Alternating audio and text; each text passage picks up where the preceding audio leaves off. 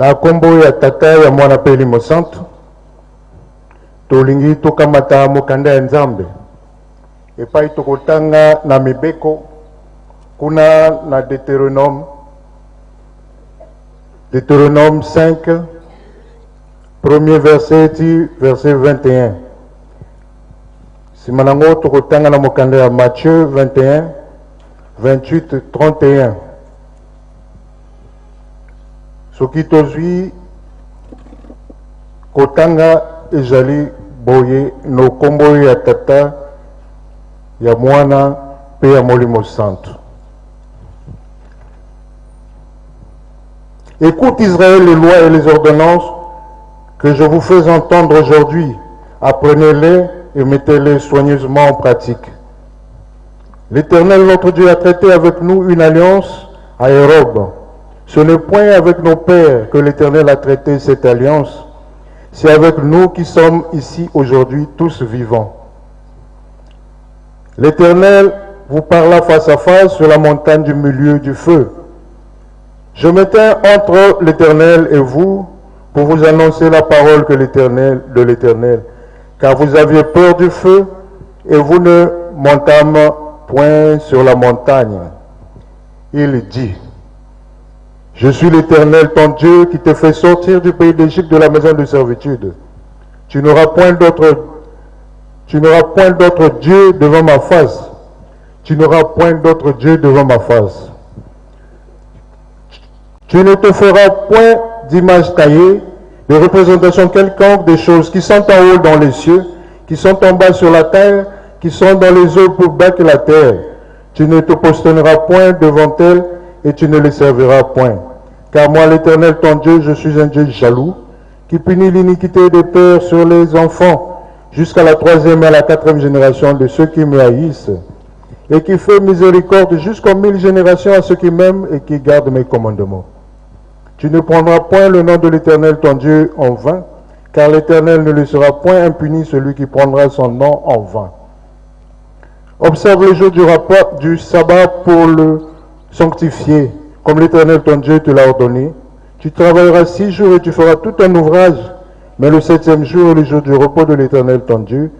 Tu ne feras aucun ouvrage, ni toi, ni ton fils, ni ta fille, ni ton serviteur, ni ta servante, ni ton bœuf, ni ton âne, ni aucune de tes bêtes, ni l'étranger qui est dans tes portes, afin que ton serviteur et ta servante se reposent aussi.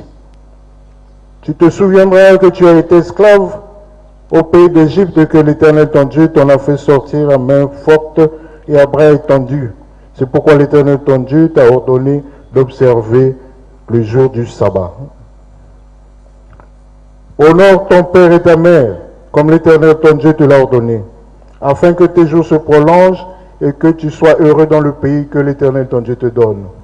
Tu ne tueras point, tu ne commettras point d'adultère, tu ne déroberas point, tu ne porteras point de faux témoignages contre ton prochain, tu ne convoiteras point la femme de ton prochain, tu ne désireras point la maison de ton prochain, ni son champ, ni son serviteur, ni sa servante, ni son bœuf, ni son âne, ni aucune chose qui appartienne à ton prochain. Au Komboya Tata ya mwana peli mosantu, toleki na Matthieu 21. Verset 28 à 31. Que vous ensemble, un homme avait 2 fils, et s'adressant au premier, il dit: Mon enfant, va travailler aujourd'hui dans ma vigne. Il répondit: Je ne veux pas. Ensuite, il s'y rendit et il y alla. S'adressant à l'autre, il dit la même chose.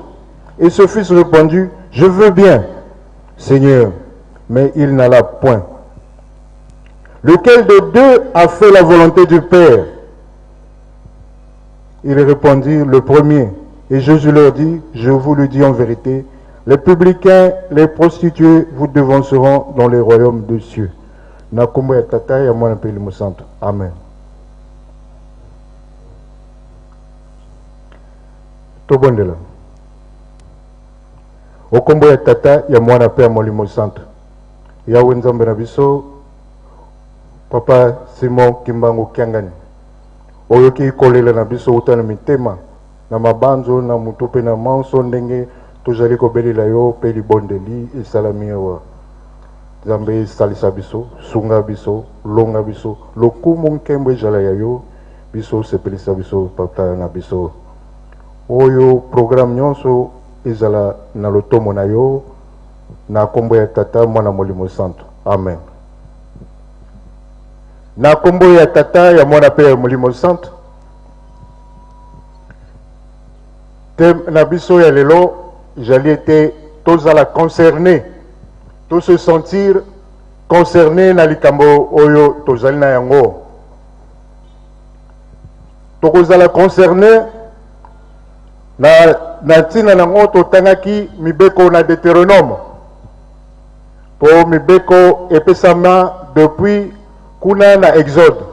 Mais na Deutéronome ezali rappel oyo epesamaki na bana ya Israël na tango wana mingi oyo babandaki théodicé na Nzambe bazalaki lisusu te. Ezalaki pratiquement génération ya sika.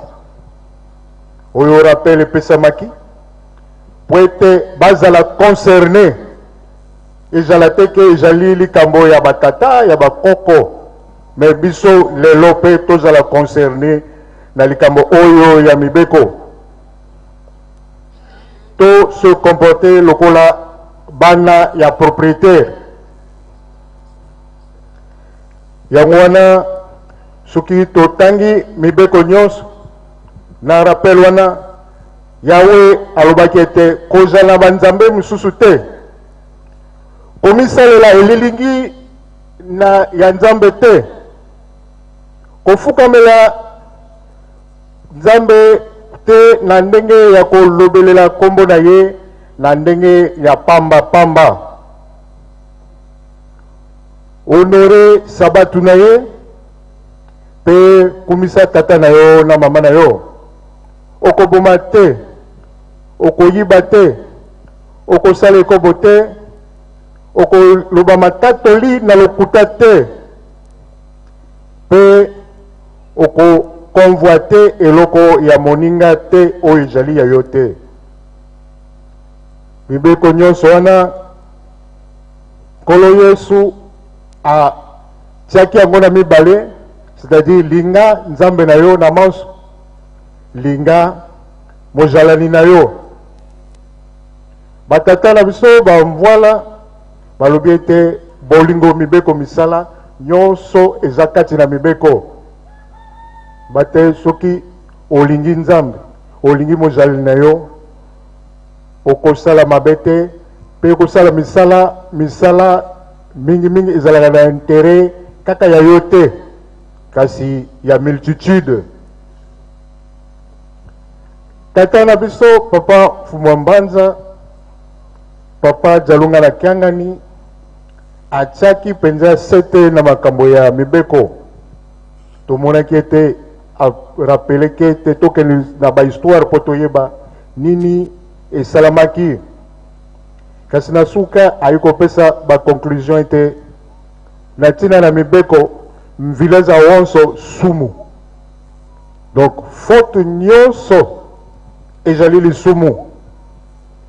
Mususu toyebi, mususu toyebaka te. Yango wana ntango nyonso tosengaka bolimbisi. Alobaki ete mbi kainsa swangako kobokola mabe te, injustice ezala te kati na application ya mibeko. Ailisu korapele biso bolingo zola yindungisiri ya ntsiku na tango bolingo eza makasi eza pratike ekozipa mabe ebele e na miso ya Nzambe tokokisi mibeko. Exemple makasi oyo esengamaki na biso ezali ete Josué na Caleb oyo babetaki tolo ke biso nunga e sito nunga kaka tokolonga kaka yango to rappele lelo esengeli ezala eloko oyo ekozala déterminant mpona biso pamba te oyo tozali kovivre lelo ezali likamboyo nunga kaka sitwa nunga confiance totale na nzambe na biso papa Simoki Mokanga oyo abeti tolo akolongisa biso seke tokolonga kaka kati na ye elonga ezali doute ekoyo ezala te tolata exemple ya Josué na Caleb oyo balobaki ete kolonga ezali kaka kolonga biso tokozwa mwa bandakisa surtout na epai oyo ya liboso nzambe alobaki ete kozala na banzambe mosusu te po epesa biso makasi po tozala digne ya kozala bana ya nzambe tolongola bizaleli ya ba 10 oyo balobaki ete eske biso tokolonga notamment tokozwa exemple ya la foi kimbangiste misusu basi batie na kati na mutu na biso ete foi kimbangiste eza ndenge mibale foi populaire na foi oyo ezali conventionnel na conventionnel tokoki kobenga papa lokola nganga nzambe kaka sans éminence mais na foi populaire toyebi kaza nzambe sa divinité na tango toyebi kaza nzambe tokobanga koproclame yango mpona nini liboso ya nani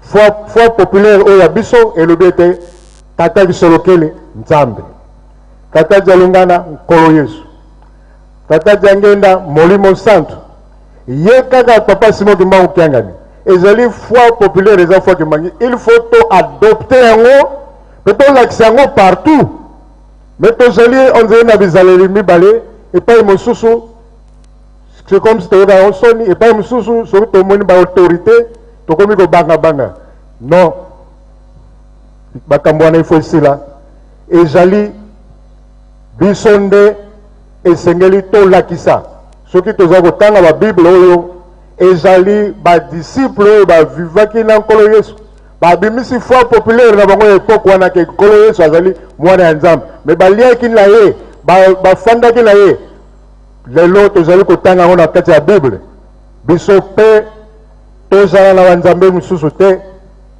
esengeli tolakisa na bamokili mpe partout sans exception quelle que soit la grandeur et l'autorité ou hasard na miso na biso que biso ezali boye ba susu nde ba se conformer na biso biso tozali ba oyo tozali déterminé tango tolobeli mibeko tokolobela pe oyo biso commentaire biso tolobaka tolobi ete toute parole qui vient de Dieu devient loi. Oyo nzambe alobi ekomi mobeko. Papa na biso ya solo azali na suka ya mobembo na ye ya Braza 5 mois. Mais eloko nini toko retenir na oyo alobeli biso. Tango akomi na Brazzaville alobi ete na ye na kimia. Kimia et monani. Na kunjulu alobi ete na ye ko accomplir parce que papa Diangenda alobaki ete eko joa emploi le soute kino tata nanga koya tata aye ko accomplir na gamboma a confirmer makambo zampu asololaki na bakoko lelo ba génération ya sika tomoni ke enseignement bakoko bapesaki biso eza ya lokuta te tomoni yango na miso ndenge tozwaki na bakoko na Pointe Noire alobi ete a confirmé la blancheur ya Pointe Noire ekomi blanche na Dolizi a consolidé les 3 Congos ndenge tolobi na foi depuis 1921 Congo ya tataki mbangu ezali Congo moko les 3 Congo mais biso ya kimbangiste tozali ko kabola yango parce que tous na kati ya foi conventionnelle tokota na foi populaire ezalaki confirmé kuna na Dolisie na tango bapesi devise na bango ke ezali esika oyo les trois Congo ekutani Nankai a exhorté biso soki tosali promesse il faut tosilisaka ba promesse wana dakisa na oyo ezalaki promis mais nani esilaki te na Kinkala ye mokonzi ya bule Nzambe na mokonzi ya mokili batrace lisusu le poule oyo na kati ya ngomba na biso eza tracé ndenge wana te na bato oyo baza na foi conventionnelle le poule oyo bango batracé ebandi kuna na bord ya le fini na entrée ya Gamboma kuna ti na bord ya Nkamba na sortie ya Mandombe le poule wana mokonzi pe ya le poule alobike nyonso wana eza ba territoire nanga ezali nouvelle alliance salamaki oyo désormais il faut tout accomplir na Mandombe alaki sete nguya ya Nzambe elingi komonana tout est accompli pena boko aiko pese dit lokola tout est accompli to effacer bamakambo oyo tozalaki na baninga oyo nyonso lingomba ezalaki na nyongo na ye to baindi akende kotala moninga koloba ke à partir d'aujourd'hui ozali su na nyongo na nga te to effacer bardoise nyonso po ete to démarrer à zéro ye moko abeti tolo ayebi ndenge akofutela biso oyo Nzambe alobi ekomi loi combien parmi biso tokomisaka maloba na ye ekomi mibeko yango wana totangi na Matthieu epai nkolo Yesu apesaki na bayekoli parabole ya bana mibale oyo mosusu alobi ete bapesi musala na tata andimi abeti tolo na miso bato asali bisalela po ete bamona ke yende mondimi ya makambo me asali na ye te oyo mosusu batindaki emonanaki asalaki mwa bacaprice kasi ye nde asalaki mosala wana nde nkolo Yesu atunaki kati na bana mibale nani nde arespecte bitinda ya tata biso lelo motinda ya tata ezali ete topesa lisusu makasi na likambo ya Mandombe elingi koloba te partout na bagroupe mouvement na baparoisse totelema mpona kolakisa eloko wana tozwa yango tozongisa valeur nango po bainterprétation mosusu ezali po toza baignorant na yango toyekolaka na biso yango te lelo ekomi loi tosapplike na loi wana papa alakisi biso bomoko il faut emonana batribalisme nini tolingi lisusu komona yango te na kati na biso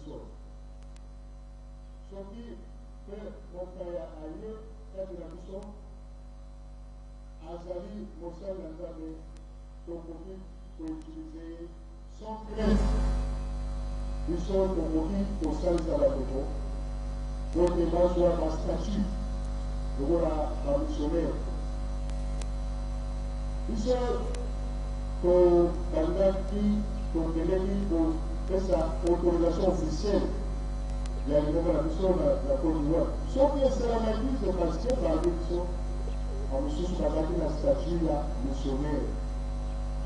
Statue là, et pour moi, il encore, et ça a été tombé de femmes. Alors, quand on parle de la tête, donc il y a une statue missionnaire pour vous saler seulement. Donc là, c'est un problème, la Touramorou, elle taille dans l'État, il va pour vous saler toujours. Pour faciliter la haute la moya. officiellement, après 3 mois, au premier problème de l'immigration. Le missionnaire, celui qui suit la station, notre cerveau, nous avons été à Zombie, les missions d'aujourd'hui, et ça n'a pas besoin. Na niveau ya bamikanda na immigration. Papa Simon Kimba Mukiangani, tata na biso, tomoni ndenge ya sali miracle wana tiki biso immeuble wana. Tozali koloba il faut to meubler yango. Ko meubler zali kaka te ba chaise na ba kiti ko kota kuna. Ko meubler ezali pe koyokela makambo oyo ye asalaka po tosalela. Lelo hasard du calendrier et sali était tozali le 25 octobre. Le 25 octobre 2004, les décisions ezomaki pour créer la telki. Izalaki le 25 octobre. Décision et création et la telki. Décision 040. Mais quand le 25 octobre, on a créé le Kimbangisme faux, la décision 038, Banama Passa, Oyo Asunga Moninga, Oyo Asunga Moninga. Est-ce que tu as ko sali la yango pour bisika msusu masengini ya mabe ezali ko kotisa makati na bapandisango pour bomoko na biso mona na te nzoka nde mission ezali kaka moko malgré mutu na mutu azana ba attribution na ye ndenge tata na biso asali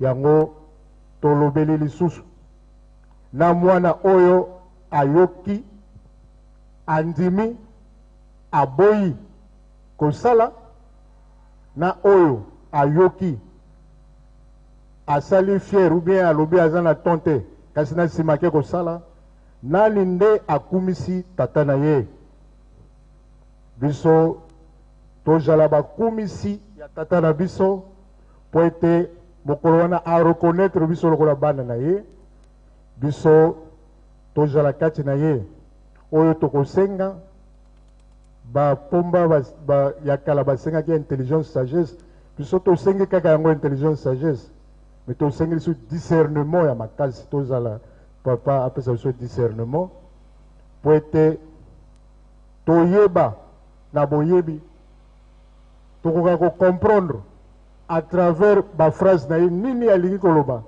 tokoka kosala nini aza nango mposa kati na biso po ete tolonga na kombo ya tata ya mwana mpe elimo santo amen.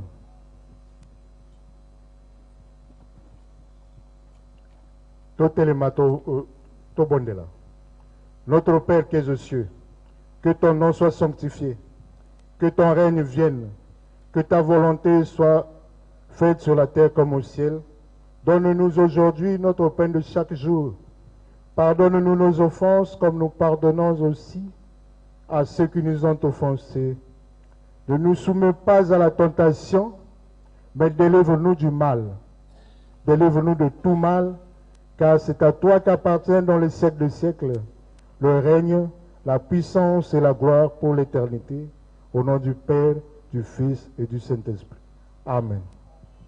Ngai nakulanda tata nzambe maloba maye na mokanda mwaye ngai nakulanda 1 2 ngai nakulanda tata nzambe maloba maye na mokanda mwaye pe nakotosa mibe komia ye mboka na ye bisengo bizali ngai nakolanda tata nzambe maloba maye na mokanda mwaye pe nakotosa mibe komia ye mboka na ye bisengo bizali nakolanda tata nzambe nzela ya likolo nakolanda solo nako bika ya solo nakolanda kolo Yesu nzela ya likolo nakolanda solo nakobika ya solo nakolanda tata simo nzela ya likolo nakolanda solo nakobika ya solo. To bengi papa secrétaire abelema ayeloni.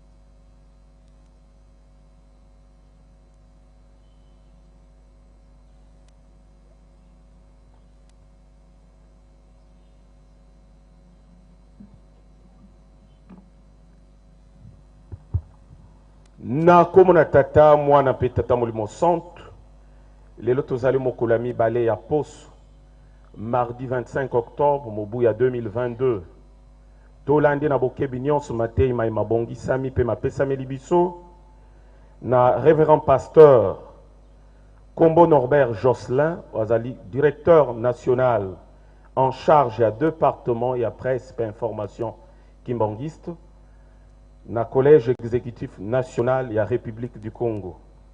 Atangli biso mikanda miye. Exode chapitre 20 du 1er au 17e verset. Matthieu chapitre 21 du 28e au 31e verset. Toleki na kopesa na sango. Mokolo mwa mardi toyebiete na bokoko ya lingomba na biso ezali mokolo mopesa meli libonza na ba jeune bilenge na mokili mobimba miso matoi na biso pe attention na biso nyonso mokolo mwa mardi ekozalanda kankamba kuna nde na nkamba liboke ya basanza mitano banzambe bakotaki retraite na bango kuna na nkamba ekopesamelaka biso nde mokolo mwa mardi biso ba jeune tozali koyekola bokoko ya lingomba oyo pe bokoko ya tata Simon Kimbangu pe kosala misala ya nzanza bisadi site prophétique oyo epesameli biso batata na bamama ba jeune toyebe tozali na niongo makasi kuna na nzanza bisadi sur 52 maisons totikala na 33 maisons lokola niongo to perdre de vue likambo ya nzanza bisadi te lelo ba jeune nyonso